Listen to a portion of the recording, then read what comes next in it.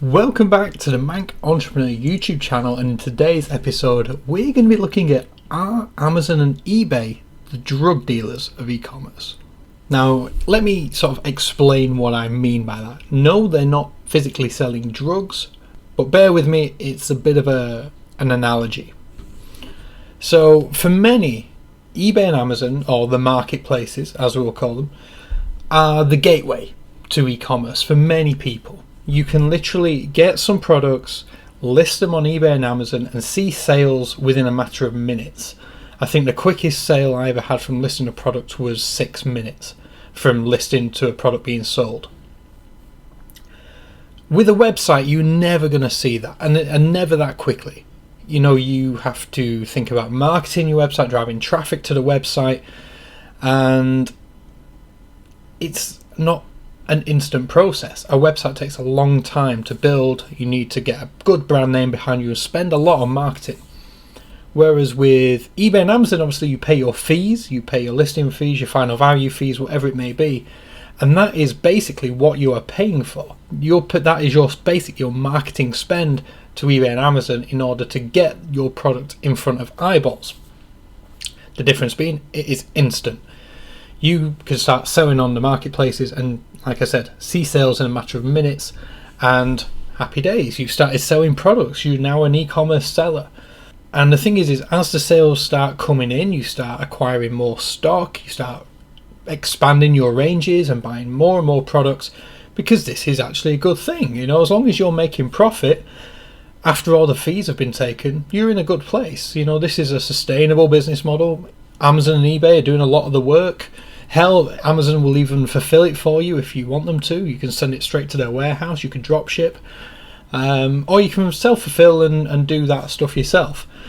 Either way, the sales is an instant. It's not like someone's turned a tap and all of a sudden your products are selling. So you start investing more of your time and more of your money into the marketplaces, putting more products on there, getting more visibility, growing your account, you're building up your feedback and your score, and everything's going well.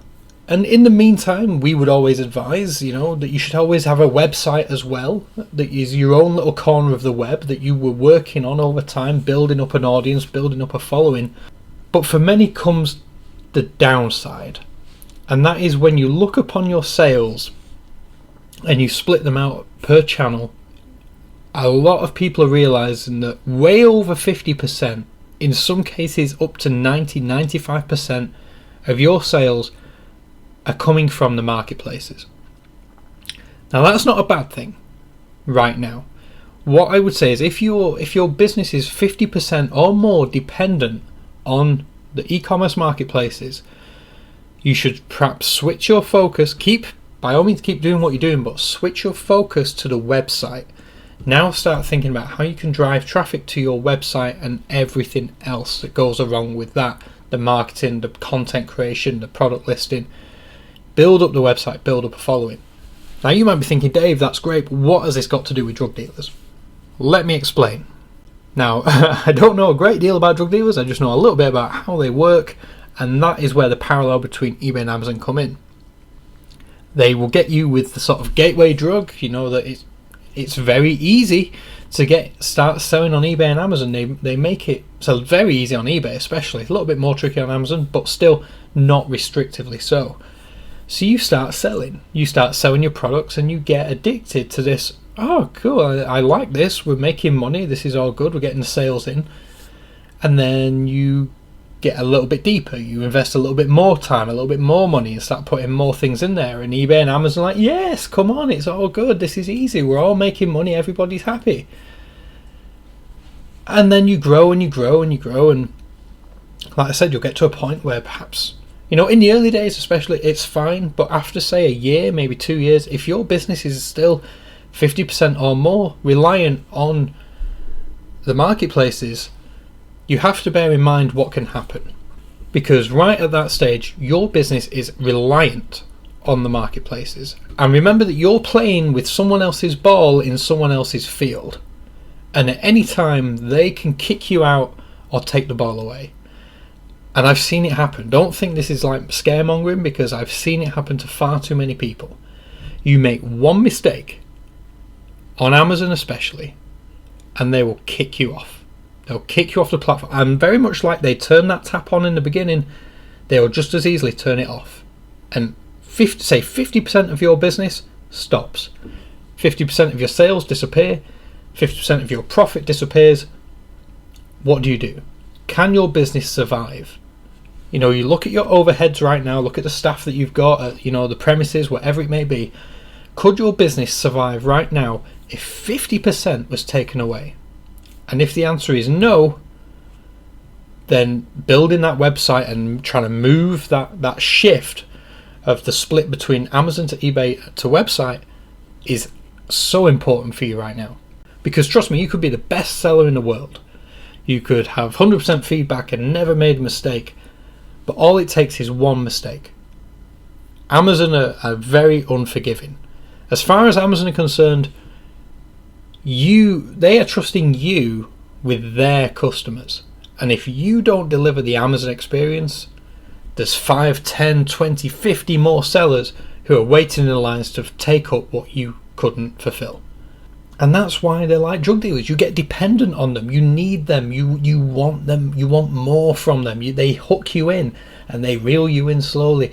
Give us more, to the point where your business is dependent on them. And I'm saying, for longevity reasons and in order to spread the risk, you need to spread the eggs in the baskets. You need to put more eggs in your own basket, in your own corner of the web, which no one else can touch. And until you're in that position, you're never truly safe from the drug dealers, from eBay and Amazon, because they'll lure you back in, and then without warning, or with very little warning, they can slap you hard and your business gets turned off, or halved, or even 70-90% turned off.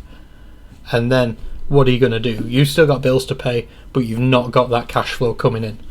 Don't get me wrong, I think the marketplaces are brilliant. I made a large part of my career telling people how to sell on the marketplaces and make a lot of money doing it by doing things the right way.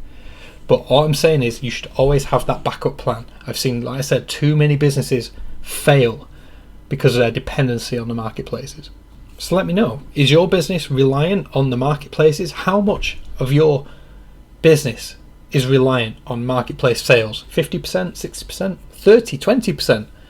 If you're in the 30-20%, you're in a great position because you're still getting the marketplace sales, but you've also got a very well-branded website which is driving a lot of traffic to you, and they are the customers that you own, and then you can do all sorts of retargeting to them, and they trust you as a brand. Ultimately, you always got to remember, Amazon customers are Amazon's customers. They're not yours. And as a business owner, you want that audience to be yours. So let me know, do you agree? Do you think Amazon and eBay are the drug dealers of e-commerce? Do they lure you in with the gateway? Do they, make it easy for you to get involved? And then you become more and more reliant on them. And then if you annoy them just one little bit, one step too far, they turn everything off to punish you. And then what are you going to do? Let me know what you think. I'd love to hear your thoughts. Hit the like button if you've enjoyed this video. Subscribe if you are new, and I'll catch you in tomorrow's video. Thank you for watching.